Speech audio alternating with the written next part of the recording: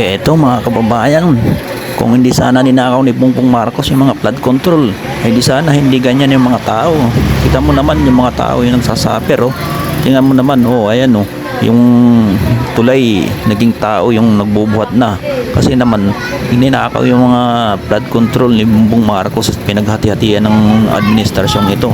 Kaya naman, talaga naman, pag may baha, talaga, gaganyan yung pag may baha, hindi pwedeng ano yan, gaganyanin. So, maaaan dyan sila lahat. Diba napakadelikado yan. Dangerous yan yung ginagawa nila kung ano talagang malakas yung ano, yung baha. Lahat sila tangay. Kahit sabihin malakas pa yan sila.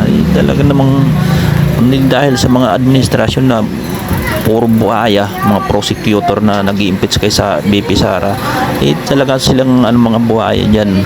Kaya nililist nila yung flood control at napupunta sa sinasabing 2019 na ano, Asian Games. Kaya yun, iniimbestigahan na naman si Senator Alan Peter Cayetano. Imbis na yung flood control yung imbestigahan kasi billion, trillion yung ninakaw ang kaban ng bayan. Nilihis nila yung ano, yung atensyon ng mga tao para nagpipiling ano sila, nagpipiling biktima lang sila, diba mga kababayan? Talaga naman itong administrasyon nito. Kaya mga kababayan, kung isa kang DDS, please follow and support may mga vlog ko, mga ganito, mga talagang anti-Marcos.